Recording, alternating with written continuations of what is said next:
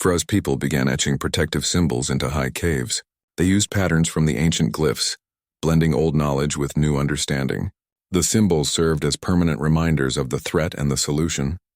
They positioned them at gathering points, water sources, shelter entrances. The markings became part of their daily landscape, ensuring the knowledge wouldn't be lost again. Both species started sharing practical skills. Kara taught sterilization techniques, wound care, water purification. The Tazari showed her how to identify edible local plants, predict weather patterns, navigate the forest without leaving traces. The exchange went beyond survival techniques. It built trust, created common ground, forged connections that transcended biological differences. The Stalker's defeat proved some boundaries should be respected while others could be transcended. The dimensional barrier needed maintenance and protection, but the cultural divides between their species were artificial constraints. Cooperation hadn't weakened either culture, it had strengthened both. They learned to distinguish between necessary protections and unnecessary isolation. Survival was no longer about being the last one standing. It was about ensuring others stood with you. The individual focus of her early training felt inadequate now. True security came from collective strength, shared knowledge, mutual support. A single person might survive temporarily, but only communities could endure across generations. The lesson was carved into the temple walls, written in the blood of those who'd learned it the hard way. Kara found belonging not in returning home, but in helping build a new one. Earth felt distant, abstract. The immediate needs of the present community demanded her attention. She had skills they needed, knowledge that could save lives. Her purpose shifted from personal survival to collective thriving. The wreckage of her shuttle became less important than the structures they were building together. She established a permanent record-keeping system. Protected storage for the rubbings and scans. A rotation of guardians to protect the knowledge. Regular teachings for young hunters and healers from both species. The system ensured the information would be maintained, updated, improved upon. It became a living tradition rather than a buried secret. Ivra worked alongside her, bridging the gap between their peoples. His status as both hunter and diplomat gave him unique influence. He could speak to elders in their language, translate concepts that resisted direct translation. His presence made the collaboration possible, gave it legitimacy among his people. They became partners in preservation as well as survival. The threat hadn't vanished completely. The dimensional barrier held but required monitoring. They established observation posts at key locations, trained watchers to recognize early warning signs. The preparation wasn't frantic anymore. It was methodical, systematic, built into their daily rhythms. They were preparing for a threat thousands of years away, but the work started now. Kara's journal entries changed tone. The early pages showed desperation, isolation, fear. The later entries documented cooperation, discovery, purpose. The handwriting remained precise, but the content shifted from survival metrics to community observations. She recorded not just what they did, but why it mattered, how it fit into the larger pattern. She stopped counting the days until rescue. The concept lost meaning. Her life wasn't on hold anymore. This was her life, the work, the community, the purpose. The possibility of returning to Earth became abstract, secondary.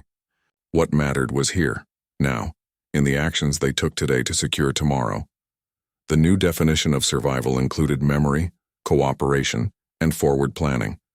It recognized that some threats required generations to overcome, that solutions needed maintaining across centuries. The individual mattered, but the community endured. Kara understood this now in her bones, in the way she moved through the forest, in the connections she'd built. She'd come here alone, but she wouldn't survive that way. None of them would. Kara and Vra walked toward the settlement. Twin suns cast their silhouettes long across the alien terrain. The sky held a deep violet hue, unfamiliar star patterns beginning to emerge as daylight faded. They moved with the easy rhythm of partners who had learned each other's pace. The distance between them was measured in shared experience now, not biological difference. The bond between them represented something neither could have predicted weeks earlier. They had been hunter and prey, then reluctant allies, now something closer to kin. The transformation hadn't been sudden. It grew through shared dangers, through sutured wounds, through silent watches in the dark. They understood each other's movements without words, could anticipate reactions, covered weaknesses instinctively. Trust had been earned through action, not lineage. Vra had seen Kara's skills in crisis, her precision with medical supplies, her calm under pressure. She had witnessed his hunting prowess, his knowledge of the land, his willingness to adapt. Their respect was built on demonstrated capability, not cultural assumptions. This became the model for the larger interspecies relationship developing around them. They carried the weight of thousands of years of history, the knowledge of previous cycles, of forgotten alliances, of civilizations that rose and fell against the same threat. The responsibility felt physical, a pressure in their steps. They weren't just two individuals walking home. They were the current bearers of a legacy almost lost to time. The ruins stood behind them on the horizon. The ancient stones caught the last of the sunlight glowing faintly. They served as a permanent reminder of what had nearly been lost forever. The carvings told stories of cooperation and failure, of wisdom gained and forgotten. The structure would need maintenance, preservation, continued study. It was no longer a forbidden place but a teaching tool. Their people watched from the settlement perimeter. Tazari guards stood at their posts, but their postures had changed. Some watched with hope, seeing potential in this new alliance. Others maintained suspicion, their traditions deeply ingrained. But all recognized that things had shifted fundamentally. The Great Dark had passed differently this time, and everyone knew why. The work of building peace was just beginning. The immediate threat was gone, but the harder task remained. Cultural barriers didn't vanish with the stalkers. Misunderstandings needed addressing, prejudices required examination, trust had to be built community-wide. The ritual had been the easy part compared to the daily effort of creating something lasting. Kara's reflection wasn't about victory. She felt no triumph, only responsibility. The weight came from understanding what those before them had sacrificed, what they had learned, what they had tried to preserve. Her role wasn't to celebrate, but to ensure their efforts weren't wasted. The true honor was in continuing what others had started, not in claiming credit for finishing it. They approached the settlement gates. The barriers that had once seemed so imposing now felt symbolic. The defenses weren't just against external threats anymore, but against the easier path of isolation. Keeping them open required more courage than closing them ever had. The choice to welcome rather than exclude would define their future. Bra signaled the guards. The gates opened without challenge. His status had changed from outcast hunter to respected mediator. He carried authority earned through action, not inheritance. The elders might still debate, but the warriors and workers followed his lead. They had seen the results of cooperation firsthand. They entered the settlement together. The atmosphere was different.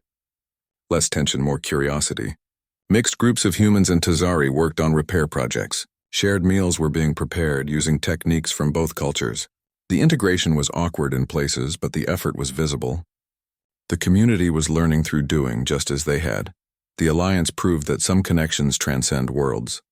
Biological differences became secondary to shared purpose. The trust they'd built wasn't about being the same, but about valuing what each could contribute. Their partnership showed that strength often lies in combination, not in purity of lineage. Some truths demand to be remembered.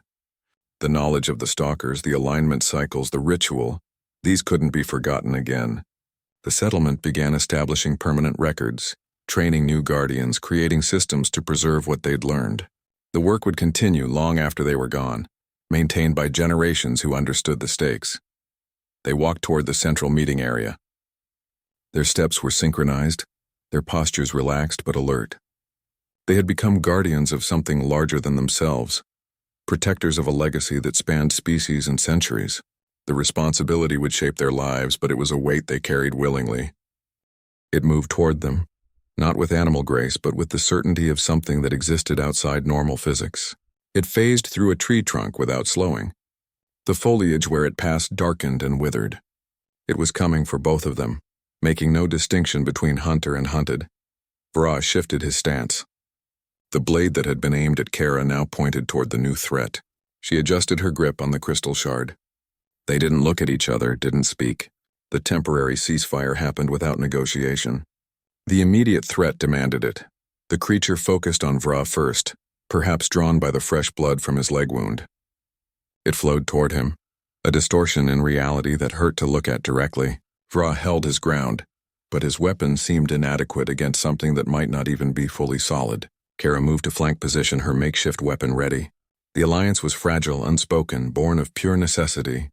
It struck without warning. One moment it was 20 feet away, the next it was upon them.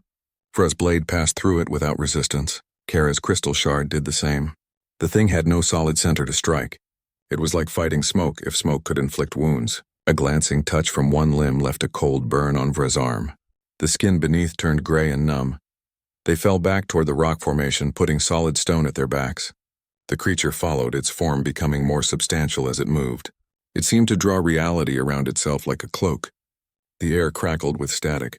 Small stones lifted from the ground, hovering briefly before falling back. Vra tried a different attack, aiming not at the center mass but at the limbs. His blade caught one appendage as it solidified for a strike. There was resistance this time. The creature recoiled, the injured limb withdrawing into the distortion. It was the first sign they could hurt it, however slightly. Kara seized the opportunity. She threw her remaining throwing stones at the creature's central mass. They passed through without effect, but the distraction gave Vra an opening. He struck again, this time connecting with another limb. The blade bit deep and something like ichor flowed black and thick. The creature hesitated. It seemed to reassess them both. The distortion around it intensified, then abruptly collapsed. It vanished as suddenly as it appeared, leaving only the scent of ozone and the memory of wrongness. The forest sounds returned gradually. Birds and insects tentative at first. Vra and Kara remained against the rocks, weapons still ready. Neither spoke. The temporary alliance held through the silence that followed. The hunter had become the hunted, and then they had become something else entirely. Two predators facing a threat neither understood, forced into cooperation by simple survival math. Vra's leg wound bled freely. The crystalline foliage had sliced deep, leaving edges that refused to clot. He leaned against a tree, breathing shallow. His hand pressed against the gash, but the blood seeped between his fingers. The color had already begun to drain from his face. He was losing too much, too fast. Kara watched from 10 paces away. The choice was immediate. Leave him to bleed out, or attempt treatment and risk him turning on her the moment he regained strength. His people were hunters. Their traditions spoke of strength through dominance. Helping him went against every survival instinct she had. But leaving him to die felt like a different kind of failure. She built a small fire with careful movements. Dry moss and twigs caught quickly. She boiled water in a salvaged metal cup, letting it roll for a full minute. The process was slow. He watched her, eyes narrowed. His free hand stayed near his weapon. He didn't understand the purpose of boiling water when the injury needed pressure. Maybe a poultice. His people used herbs and binding, not heat and waiting. She approached him with the cooled water and her med kit. He tensed, ready to strike. She moved slowly, keeping her hands visible. The kit contained distilled antiseptic, sterile pads, and suture material. Basic field medicine, but more advanced than anything his culture possessed. She showed him the items one by one, letting him see there were no concealed weapons. He allowed her to kneel beside him. His breathing remained shallow, but his eyes never left her hands. She cleaned the wound with the antiseptic first. The liquid stung and he jerked slightly. She held firm, applying pressure with a clean pad. The bleeding slowed under the direct pressure. He watched the blood soak into the white material, then stop. That got his attention. His people used traditional methods, crushed leaves packed into wounds, chanting over injuries, ritual bindings. They didn't sterilize. They didn't suture. Infection rates were high. Survivors were considered blessed. Kara's methods were clinical, quiet, and effective. There was no ceremony, just action and result. He studied her movements, the precise way her fingers worked. She sutured the deepest part of the wound. The needle went in cleanly. He flinched but didn't pull away. The thread pulled the skin together. She worked quickly, tying off each stitch with practiced efficiency. His attention shifted from her hands to her face, then back to the wound. The bleeding had stopped completely. The edges were clean and closed. It was a kind of magic he hadn't seen before. This act became communication. There were no shared words, no common gestures of peace. But healing translated. Her focus, her careful touch, her obvious skill. These things spoke where language failed. He relaxed incrementally, muscle by muscle. The suspicion in his eyes didn't vanish, but it tempered with something else. Curiosity, perhaps, or respect. Night pressed in around them. The temperature dropped sharply. The forest sounds changed, grew more tense. They both felt it. The stalkers were more active after dark. Their forms flickered at the edge of the firelight, distortions in the deepening gloom. A single shelter would be safer than two separate ones. The shared threat made proximity necessary. They moved back to back near the fire. She kept her medkit close. He kept his blade within reach. The arrangement was pragmatic, not friendly, but it was cooperation. He accepted the water she offered, drank it without hesitation. She ate a ration bar, and he watched the packaging with interest. The silence between them was heavy but not hostile. He finally gestured to his leg, then to her, and gave a short nod. It was acknowledgement, thanks in whatever form his people expressed it. The trust was thin, fragile, but it was there. They had shared danger, and now they shared a fire. It was a beginning neither of them had anticipated. Survival had forced an alliance across a cultural divide that ran deep. This fragile understanding would become the foundation for everything that followed. Two beings from different worlds, brought together by injury and necessity, learning to communicate through action instead of words. The night felt less dangerous with someone watching the other direction. The fire crackled between them, a small bubble of light in the overwhelming dark. They didn't sleep, but they survived the night. That was enough for now. Kara led Vra to the ruins at first light. The structure stood in a clearing where the trees grew twisted and pale. Stones were fused together by centuries of weathering, their edges smoothed by wind and rain that carried unfamiliar minerals. The architecture felt wrong, angles that didn't align with either of their building traditions. It was old, older than human spaceflight, older than Tazari recorded history. Markings covered every surface. The walls were a patchwork of carved symbols, some eroded almost to nothing, others still sharp and clear. Kara ran her fingers over the grooves. The stone felt colder than it should have in the morning sun. She recognized human glyphs mixed with patterns that made Vra stiffen beside her. His people's script, but ancient, using forms he'd only seen in restricted elder texts. The carvings told a story in layered sections. The lowest panels showed two species meeting, humans and Tazari, depicted with careful detail. Their postures were cautious but not hostile. Higher up, the carvings changed. Both species fought side by side against six-limbed creatures that phased in and out of the stone. The artists had captured their unnatural movement by carving them as partial outlines, as if they existed in multiple places at once. Vra stared at the collaborative scenes. His hand went to his weapon, then dropped away. His elders taught that sky visitors brought only ruin. They spoke of fires from above, of plagues that followed human ships. These carvings showed shared camps, shared weapons, shared losses. Tazari and human bodies lay together in burial mounds. Monuments bore both species' symbols. It contradicted everything his people believed. Kara's training said humans first reached this moon 5 standard years ago. The colonization attempt failed, all hands lost. Yet these carvings were thousands of years old. The weathering patterns didn't lie. The human figures wore armor and carried tools that predated current technology by centuries. Her people's history had gaps, missing expeditions, unexplained losses. This moon was one of them. She traced a particular sequence. Human and Tazari hands working together on a large machine. The device had crystalline components similar to the local flora. Lines radiated from it, pushing back the stalker creatures. Another panel showed the same device failing, the creatures swarming over it. The artist had carved the defeat with brutal honesty. There were no heroes here, only survivors and the lost. Each glyph added to the picture. They hadn't just fought together. They'd lived together, shared knowledge, built structures. There were depictions of joint hunting parties, shared meals, even what looked like mixed families. The ruins weren't a military outpost. They were a settlement, one that had lasted long enough to leave deep marks on the stone. Vra pointed to a section his people would consider blasphemous. Tazari elders receiving knowledge from humans, technical drawings, star charts, medical procedures. The transfer went both ways. Humans learned about local plants, weather patterns, predator behavior. The collaboration was extensive, systematic. It suggested years of peaceful coexistence before the threat emerged. The highest carvings showed the end. The stalkers growing more numerous. The dimensional breaches widening. The joint efforts to contain them failing panel by panel. The final images were warnings, not prophecies. They depicted the alignment of the moons, The great dark approaching, the creatures becoming unstoppable. They were records of what had already happened, not predictions of what might come. Kara understood then. The stalkers weren't new. They were cyclical. The dimensional thin spots opened on a schedule tied to celestial mechanics. The previous civilization had fought them and lost. These ruins were their last message, carved in stone that would outlive them.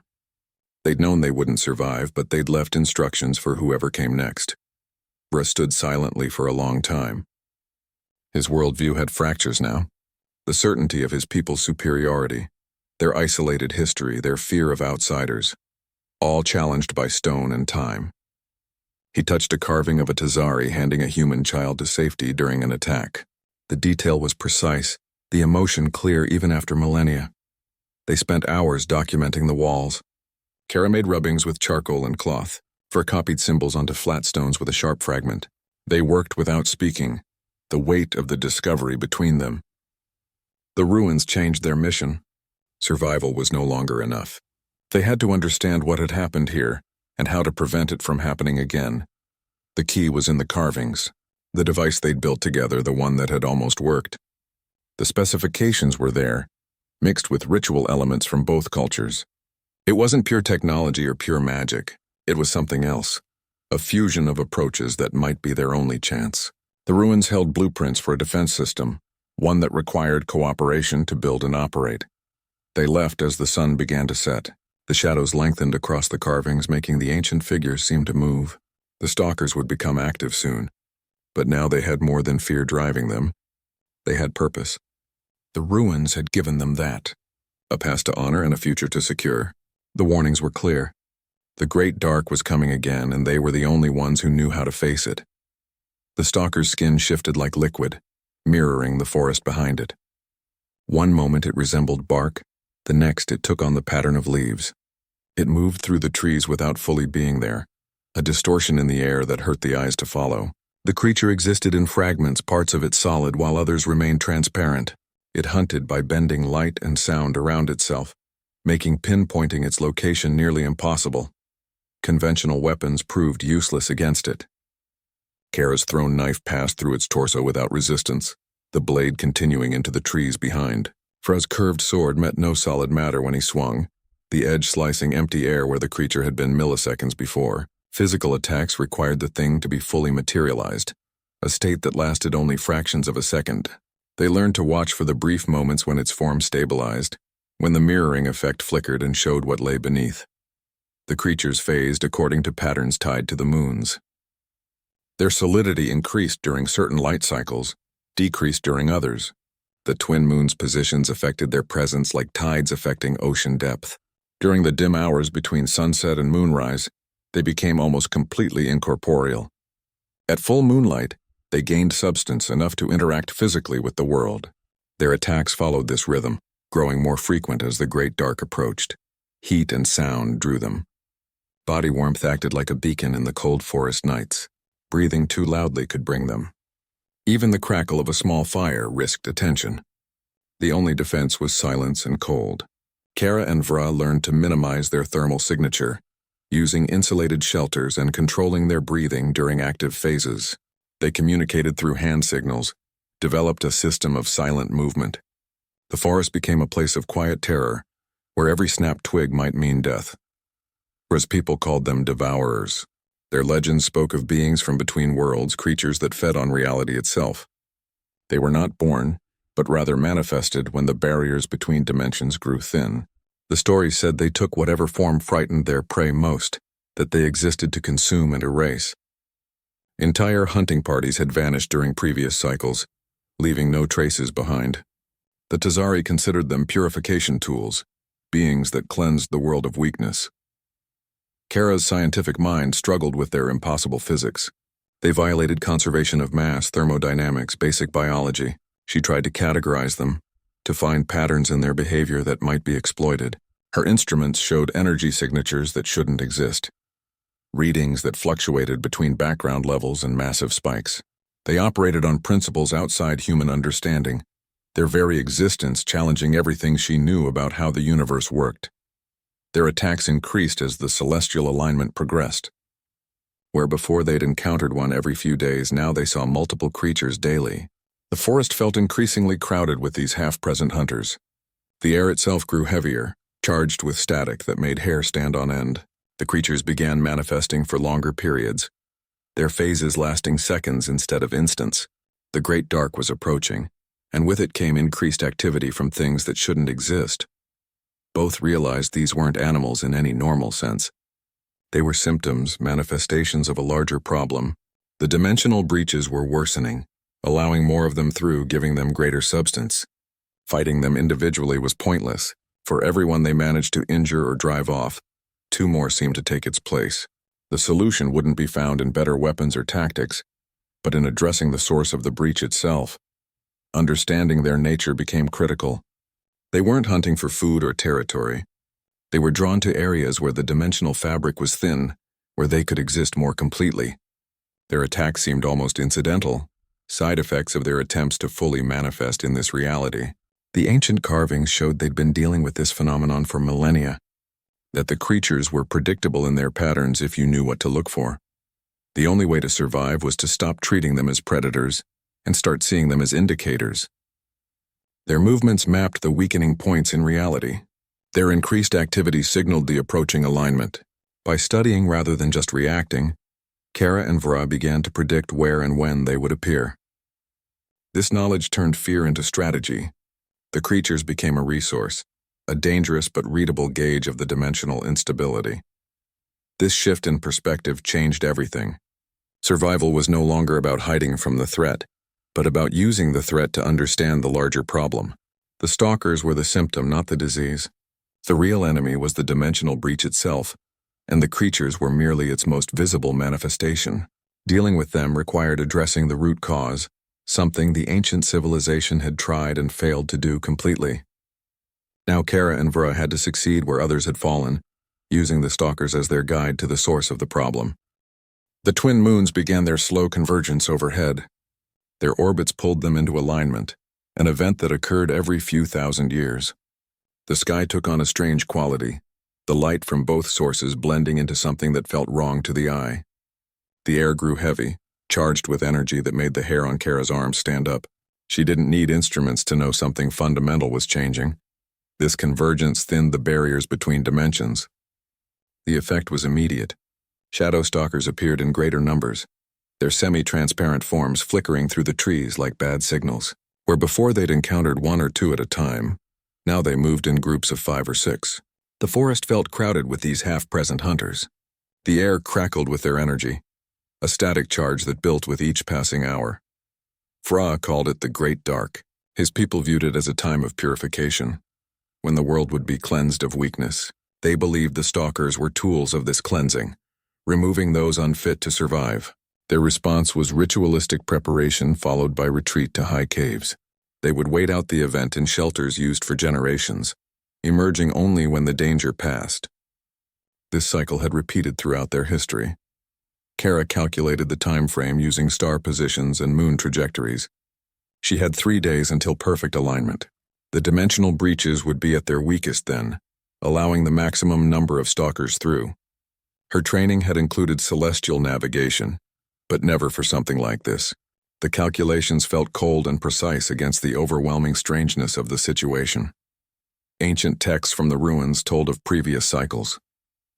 They spoke of massive losses, entire communities vanishing overnight. The carvings showed settlements overrun, defensive positions overwhelmed. The stalkers didn't just kill, they erased. They left nothing behind, no bodies, no debris, just empty spaces where people had been. The record suggested the threat grew worse with each cycle, the creatures learning, adapting. The stalkers' behavior changed as the alignment progressed. They grew more aggressive, more coordinated. Their forms became more substantial, remaining visible for longer periods. Their attacks showed purpose beyond simple predation. They targeted shelters, communication points, water sources. They seemed to understand infrastructure, to recognize what their prey needed to survive. This wasn't mindless hunting. It was systematic elimination. Ares' people planned to use the high caves again.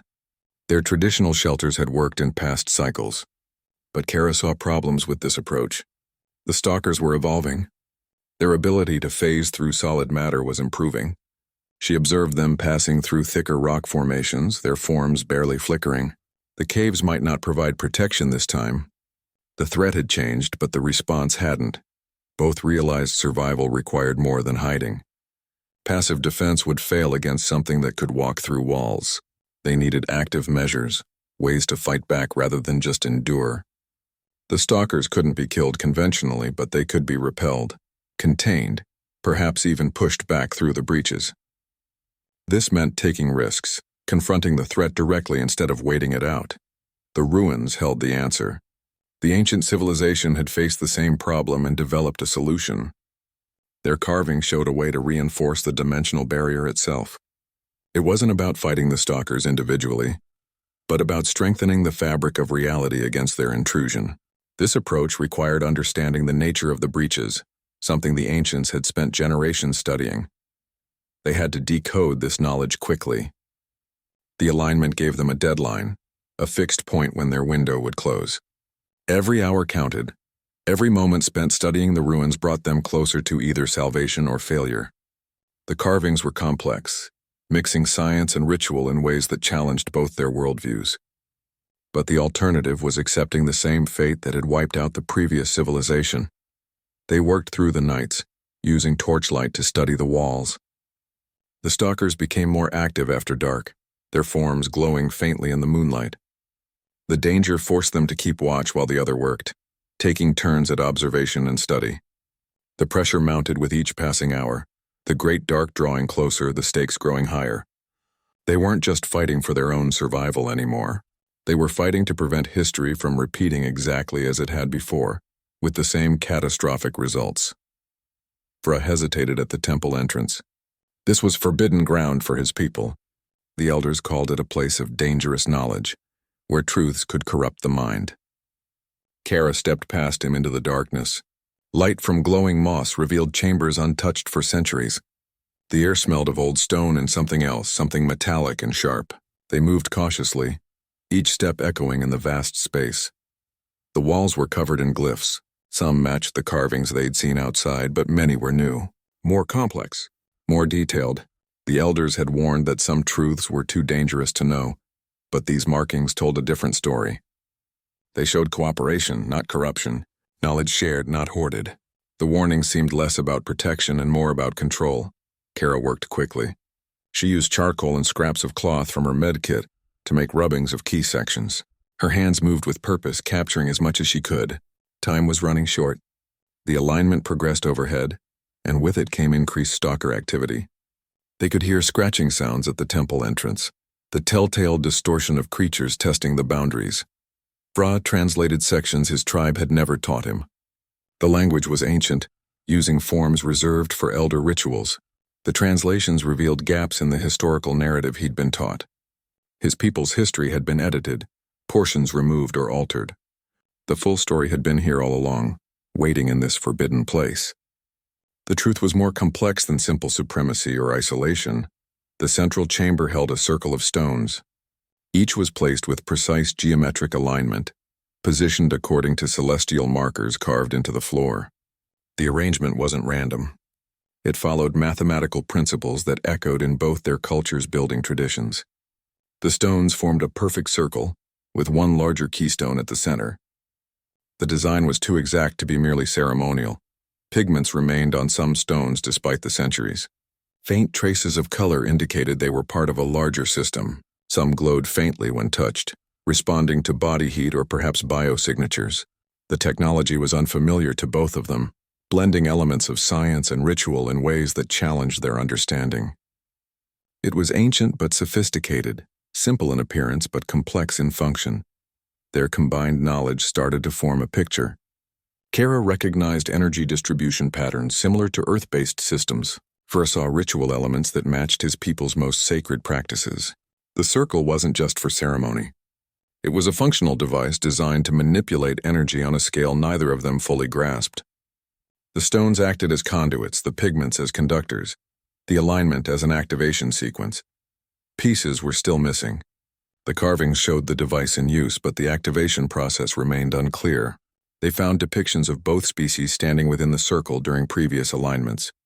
The images showed light emanating from the stones, forming a barrier that repelled the stalkers. But the key component, the trigger mechanism, wasn't illustrated. It was described in text they couldn't fully decipher. The resolution came from combining their translations. The ritual required blood sacrifice at the exact moment of alignment, but not sacrifice of life. Sacrifice of self, blood from both species, applied to the keystone in synchronized offering. The timing was critical. The blood had to drip onto the stone precisely as the moons reached perfect alignment overhead. Any deviation would fail. This wasn't superstition. The carvings explained it as a biological key. Blood from both species contained markers that, when combined at the right moment, would activate the device. The technology used their very biology as part of the circuit. It was a lock that required two keys turned simultaneously. The ritual was science disguised as ceremony, technology so advanced it appeared magical. They studied the activation sequence. The blood had to be fresh, willingly given. The offering required intent, not just biological material. The carvings emphasized synchronization, coordination between the participants. Any hesitation, any mistiming would render the process wuxiao. The device was unforgiving in its requirements but incredibly powerful when activated correctly. The temple held the answers they needed, but also new questions. Why had this knowledge been suppressed? Who decided these truths were too dangerous to share? The device offered protection, not corruption. The cooperation it required promised survival, not weakness. The forbidden knowledge turned out to be their only hope, hidden away by those who feared what it might mean for their power structures. They left the temple as the light outside began to change. The alignment was nearing its peak. They had the information now, but implementing it would require perfect timing and absolute trust. The blood ritual wasn't just a technical challenge. It was a test of their ability to work together across species lines, to set aside generations of fear and suspicion for a common goal. The temple had given them the tools, but the real work was just beginning. Elder Shri's words echoed in Vra's mind.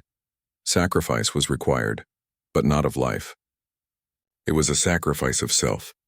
The ritual demanded blood willingly given from both their species, poured onto the central keystone in perfect synchronization. It was an offering that blurred the line between ceremony and science. The act represented more than biology. It was a mingling of essence, a commitment that reached beyond individual survival. Vra's knife rested heavy in his hand. The curved blade caught the faint light from the temple's glowing moss. His trust in Kara balanced on that edge. One slip, one moment of hesitation, and the ritual would fail. He watched her hands steady as she prepared the ceremonial garments. She wore indigo, a color from her world. He wore crimson from his. The fabrics were rough, woven from local plants, but the colors spoke of two cultures blending into one purpose. The alignment began overhead. Light from the twin moons streamed through precise apertures in the temple roof. Beams of silver and blue cut through the gloom, striking specific points on the circle of stones. The timing was critical. They had minutes, not hours. The celestial window was narrow, measured in heartbeats, not hours. Every movement needed precision. Outside, the stalkers gathered. Their forms grew more substantial as the dimensions merged. The air hummed with their presence, a static charge that raised the hair on their arms. They scratched at the temple entrance, their distorted shapes flickering in the torchlight. The torches were a feeble defense, but the real protection would come from the ritual itself. It had to work. They took their positions within the stone circle. The keystone stood between them, its surface inscribed with symbols from both their cultures. The carvings seemed to pulse in the moonlight, alive with waiting energy. Vra raised his knife. Kara did the same with her crystal blade. There was no ceremony, no chanting. Just two beings preparing to open their veins for a common cause. The cut was clean. Vra's blade bit into his palm, blood welling immediately. Kara did the same, her blood dark against her skin. They moved in unison, palms held over the keystone. The drops fell together, hitting the stone at the same moment. For a second, nothing happened. Then the blood began to glow. The reaction was instantaneous. Purple luminescence spread from the keystone, flowing along the carved channels in the floor. The light followed the geometric patterns, activating each stone in sequence. The circle came alive with energy, a barrier forming around them. The light was solid, tangible, pushing against the encroaching darkness.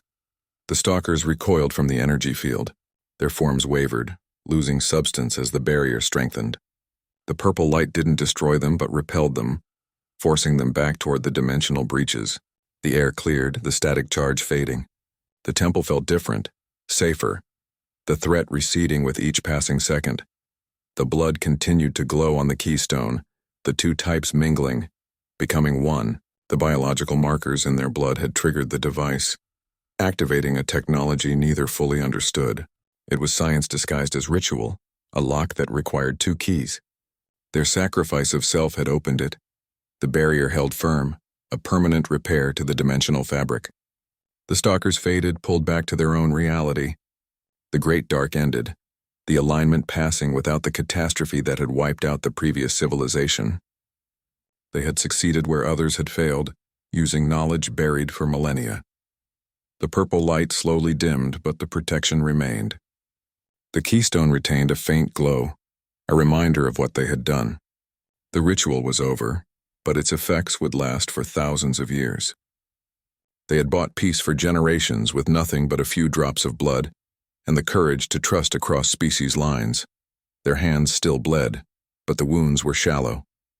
They bound them with clean cloth, the act familiar now after weeks of partnership. The temple felt different, the forbidden knowledge now a tool rather than a threat. They had used it and it had worked. The stalkers were gone, but the memory of their presence remained. The forest outside grew quiet, the normal sounds returning gradually. The danger had passed, but the work was not finished. They had proven the ritual worked, but now they had to ensure the knowledge wouldn't be lost again. The blood sacrifice was just the beginning. The ritual ended. The circle of stones held a faint purple glow. The air smelled of ozone and something metallic. For a moment, nothing happened. The stalkers still scratched at the temple entrance, their forms flickering in the dim light. Then the energy field pushed outward. The force wasn't violent. It moved like a slow tide, pressing against the creatures without impact. They resisted at first, claws digging into stone. Their forms wavered against the pressure. The field didn't destroy them. It simply pushed, relentless and steady, forcing them back toward the dimensional breaches they'd come through. The crystalline moss began to glow brighter. The faint bioluminescence intensified, casting sharper shadows across the temple floor. The stones themselves seemed to absorb the light, holding it within their structure. The glow persisted long after the ritual ended, a residual energy that permeated the ancient rock. The entire area felt charged, alive with power that hadn't been there before. Tension held for those first seconds. It seemed like nothing had changed. The stalkers still moved, still threatened. Then their forms began to fade at the edges. The distortion effect intensified, their outlines blurring into the air around them. They weren't being destroyed. They were being unmade from this reality, pulled back layer by layer, their forms unraveled like smoke and wind. The process looked painful. Limbs stretched and thinned, losing cohesion. They emitted a sound that wasn't sound, a vibration that hurt the ears. They fought the pull, digging claws into nothingness. But the force was inexorable. They moved backward toward the keystone, drawn to the point where dimensions met. The breach sealed as they passed through. The air pressure changed abruptly. The heavy feeling of impending threat lifting. The static charge dissipated. The temple grew quiet, the only sounds their breathing and the faint hum from the stones. The stalkers were gone, pulled back to their origin point. The dimensional instability had been repaired. The survivors realized what they'd done. They hadn't just saved themselves. They'd preserved a memory both species had forgotten. The knowledge of cooperation, of shared sacrifice, had been buried for generations. Now it lived again in this temple, in the glowing stones, in their joined blood on the keystone. They'd recovered something more valuable than individual survival. The alliance proved more than possible. It proved necessary. Neither could have succeeded alone. The ritual required two species, two bloodlines, two wills working in perfect sync. The threat was too large for any one culture to face. The solution demanded partnership across what had seemed an unbridgeable divide. Kara's understanding of survival shifted. It was no longer about individual endurance. It was about collective strength. Her training had taught her to rely on herself, to trust only her own skills. Now she saw that some threats required more. They needed shared knowledge, combined effort, mutual trust. Survival became a group project, not a solo mission. The barrier held firm. The repair was permanent, according to the carvings. It would last until the next great alignment, thousands of years in the future. The dimensional fabric had been strengthened. The breaches closed for generations to come. The stalkers were gone, and would remain gone until the celestial cycle repeated. They'd bought peace with minimal sacrifice. A few drops of blood. Some shared courage, the willingness to trust someone from a species they'd been taught to fear. The cost seemed small compared to the reward. Thousands of years of safety for two cultures, a future secured by a simple act of cooperation. The temple felt different now. The forbidden knowledge had become a tool rather than a threat. The stones pulsed with gentle energy, a reminder of what they'd accomplished. The air was clear, the oppressive weight gone. They could breathe easily for the first time in weeks. Outside, the forest returned to normal. The eerie silence gave way to natural sounds. Insects chirped. Small animals moved through undergrowth. The threat had lifted and life resumed its patterns. The great dark had passed and morning was coming. They stood together in the circle, watching the light strengthen through the temple apertures. The alignment was complete, the danger over. They had succeeded where an entire civilization had failed, not through superior strength or technology, but through willingness to work together. The solution had been waiting in plain sight, carved in stone, requiring only cooperation to activate. The knowledge wouldn't be lost again. They would ensure that. The story would be told, the warnings heeded, the ritual preserved. Future generations would know that survival sometimes meant reaching across boundaries, trusting those who seemed different, and remembering that some threats are too large for any one people to face alone. Draz consulted the sacred texts without censoring himself. The heavy stone tablets had been kept in the Elder's chamber for generations. He read passages that had been marked forbidden, sections previous leaders had deemed too dangerous for general knowledge. The full story was there, carved in stone by ancestors who understood the consequences of selective memory. The text didn't match the teachings he'd given his people. The elders faced a difficult choice. They could cling to the isolationist myths that had protected their power for centuries, or adapt to the new truth that threatened to rewrite everything. The temple's activation proved the ritual worked beyond any doubt. The glyphs on the walls didn't lie. The evidence was too substantial to ignore, no matter how inconvenient. Power structures built on controlled narratives began to fracture. Some elders resisted immediately. Their authority was tied directly to maintaining the old ways. They'd built influence by controlling what information reached the tribe, by framing outsiders as threats, by positioning themselves as the only source of truth. This new reality threatened their status, their influence, their very identity. Others saw opportunity instead of threat. They recognized that alliance could strengthen their people against future dangers. The stalkers were gone for now, but the carving suggested they would return in another cycle. Cooperation with Kara's people could mean better technology, shared knowledge, increased security. The potential benefits outweighed the discomfort of change. VRA's status shifted dramatically. He was no longer just a hunter. His first-hand account of the temple activation carried weight that elder opinions couldn't match. He'd stood in the circle, bled on the keystone, witnessed the barrier form with his own eyes. His testimony couldn't be dismissed as speculation or heresy. He'd lived the truth the elders had hidden.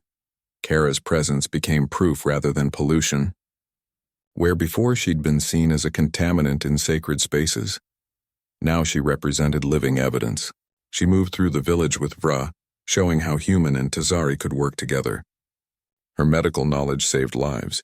Her understanding of the ancient technology helped interpret more glyphs. She became a resource instead of a risk. The elders debated for days. The arguments grew heated. Traditionalists warned of cultural erosion, of losing their identity through outside influence.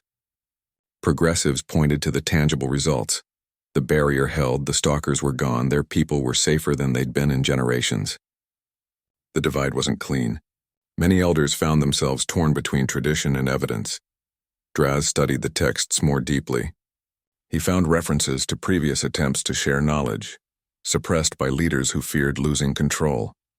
The pattern repeated across generations. Truth was sacrificed for stability, progress for predictability. He realized their isolation wasn't protection. It was stagnation. Their fear of change had made them vulnerable. The decision came during a full council meeting. They voted to share knowledge with Kara's people, to open communication, to build on what they'd started in the temple. It was a turning point in Tazari history. They chose to write a new chapter rather than repeat an old one. The vote wasn't unanimous, but it was decisive. The traditionalists accepted the decision with reluctance. Their power diminished, but their wisdom remained valuable. They knew the old ways better than anyone, and that knowledge would help guide the transition. Even they could see the benefits of cooperation when faced with the alternative. The threat was too large to face alone, as their own ancestors had learned. Kara began documenting everything. She worked with Vra and the more open-minded elders to create a complete record. They mapped the temple, translated the glyphs, recorded the ritual specifications. The knowledge wouldn't be lost again. It would be shared, studied, improved upon. The solution would be ready when the next great dark approached, thousands of years from now. The tribe began to change. Young hunters sought out Kara to learn human tracking methods. Healers asked about her sterilization techniques. The exchange went both ways. Kara learned about local plants, weather patterns, construction methods that worked with the environment, rather than against it. The sharing made both species stronger. The elders who had resisted watched carefully. They saw their people becoming more resilient, more knowledgeable, better prepared. The feared cultural erosion didn't happen. Instead, their traditions gained new context, new purpose. The old ways weren't discarded. They were integrated with new understanding. The tribe remained Tazari, but now with expanded possibilities. The decision to share knowledge marked the beginning of a new era. Isolation had protected them in the short term, but collaboration would protect them in the long term. They had chosen evolution over stagnation, truth over comfort, future over past.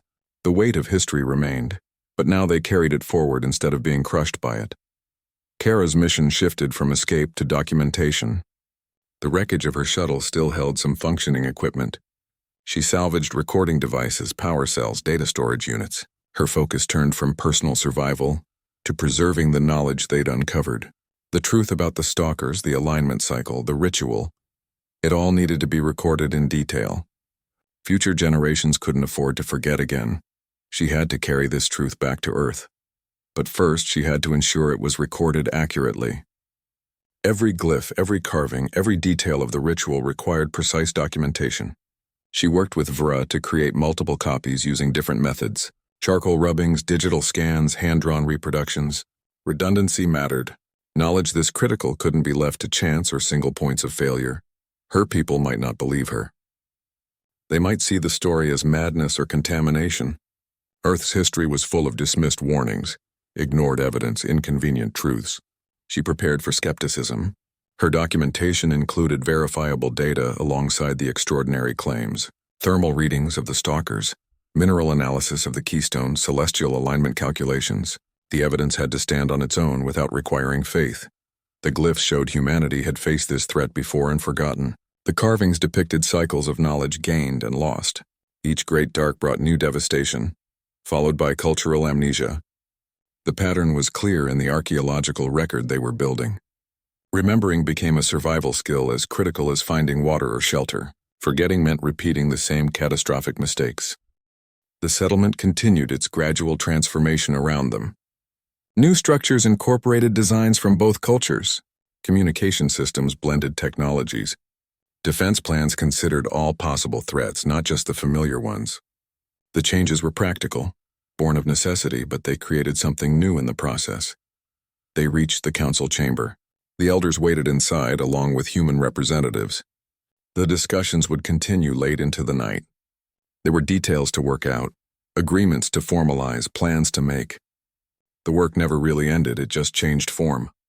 They stepped through the doorway together, not as human and Tazari, but as partners in a shared future. The differences remained, but they had become features rather than flaws. The combination of perspectives, skills, and knowledge made them stronger than either could be alone. The path forward would require constant effort, but they walked it with certainty. The story shows survival demands looking past immediate dangers to deeper truths. Kara and Vra faced more than alien predators. They confronted buried histories and controlled narratives.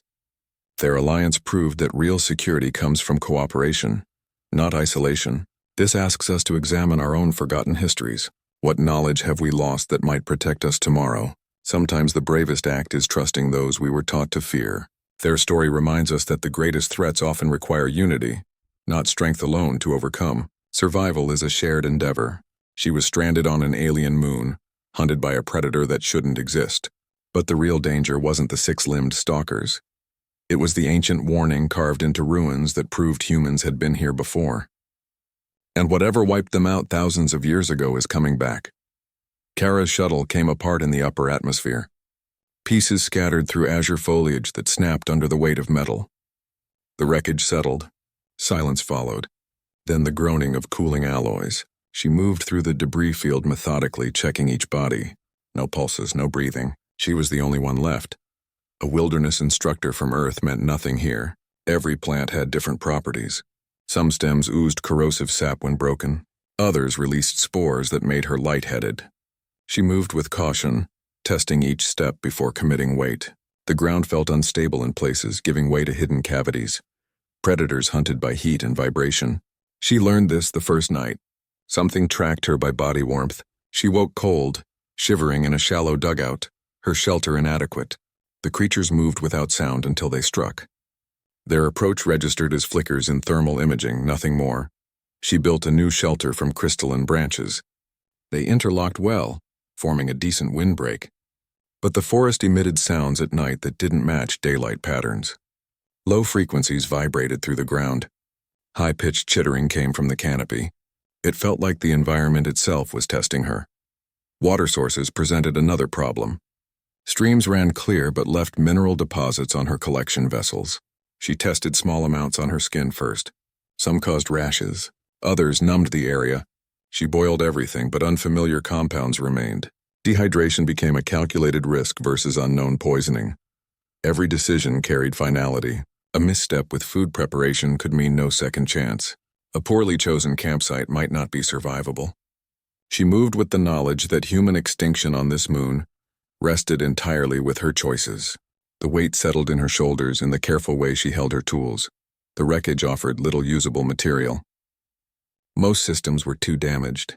She salvaged wiring, some plating, a medical kit with dwindling supplies. She fashioned tools from local materials instead. A cutting edge from sharp stone, cordage from fibrous vines. Each creation took hours of trial and error. Her journal entries became shorter over time. The handwriting tightened. She recorded facts, water sources, shelter modifications, predator activity. The clinical tone couldn't hide the gaps between entries, the longer pauses where she just listened to the alien night. The pages showed a mind holding to structure as everything else frayed. Then she found it near a creek bed. A simple glyph carved into a flat stone, half buried in the sediment. The symbol was unmistakably human in origin, but ancient in execution. She traced the grooves with her fingers. The edges were worn smooth by time and water flow. This changed everything. She wasn't the first human here. Others had come before and they'd left markers. The carving suggested intention, not accident. It meant her survival wasn't just about staying alive. It was about understanding why humans had been here before and what had happened to them. The mission shifted in that moment. She began scanning other rocks, studying the creek banks. Her focus expanded from immediate needs to broader patterns. Where there was one marker, there might be others. Where there were markers, there might be answers. The stone held more than carving. It held purpose. She started mapping the area with new intensity. Each potential symbol received documentation. She noted orientations, placements, possible sightlines. The investigation gave her night structure beyond mere survival. The predators still hunted. The water still threatened, but now she worked toward something beyond the next sunrise. The glyph suggested preparation, not panic. It hinted that previous humans had faced this environment with purpose. They hadn't just crashed here. They'd come intentionally and they'd left warnings, or perhaps instructions. The mystery gave her a reason to keep moving when fatigue said stop. Her shelter became a command post. She arranged stones with potential markings around her sleeping area. She studied them by torchlight, comparing shapes, looking for patterns. The investigation gave her a thread to follow through the overwhelming alienness. It was a human thread, left by hands like hers in a place that should have been untouched. The discovery redefined her relationship with the moon.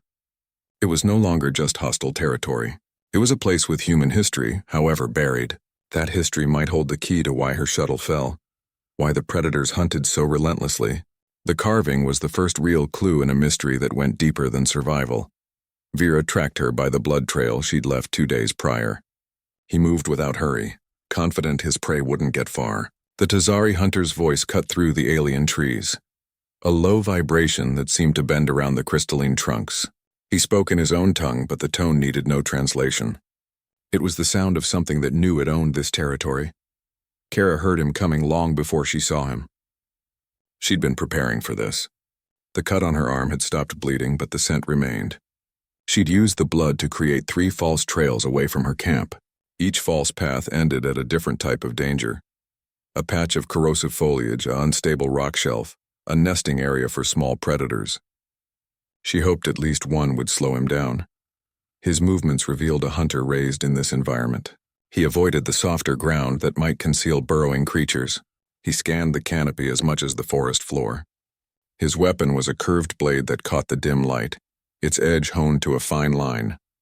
Everything about him spoke of a culture built on dominance, on the certainty of his people's superiority over outsiders. Their first encounter happened at her water collection point. She was filtering stream water through layered cloth when he emerged from the trees. He didn't rush. He simply stood there evaluating. His eyes were dark, with vertical pupils that narrowed in the light. He made a gesture with his free hand, fingers spread wide. It might have been a ritual or a threat. She couldn't tell. She didn't run. That surprised him. His head tilted slightly, the first sign of uncertainty.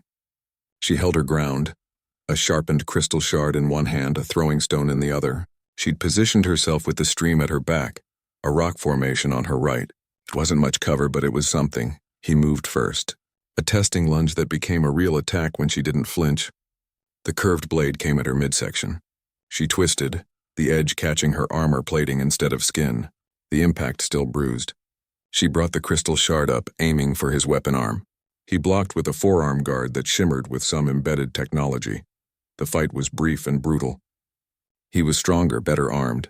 She was more adaptable, using the terrain as extensions of her own body. She kicked loose gravel into his face. He blinked, shook his head, came again. This time his blade sliced her shoulder. She managed to plant her crystal shard in his thigh. They broke apart, both breathing hard, both bleeding. He expected fear. He expected her to try to escape. When she settled into a defensive stance instead, he paused. His people's teachings said outsiders always ran. Their weakness was their fear of direct confrontation. This one stood her ground. This one fought back with primitive weapons and showed no panic. It contradicted everything he'd been taught. His arrogance became visible then. He circled her, but his attention was split between the prey that shouldn't be fighting back and his own bleeding leg. He kept glancing at the wound as if it shouldn't exist. He'd been marked by something he considered beneath him. That distraction was the opening she needed if she could survive the next exchange. Then the forest changed. The air grew cold. The light twisted. Something moved at the edge of vision. A distortion in the air between trees. Both of them turned toward it. The confrontation between hunter and prey became irrelevant in that moment. The shadow stalker emerged from nothingness. It wasn't fully visible, more a suggestion of form. 6 limbs elongated, jointed wrong. It bent light around itself, making the forest behind it waver like heat haze. It made no sound, but the air pressure dropped. Both Kara and Vra felt it in their ears, in their teeth.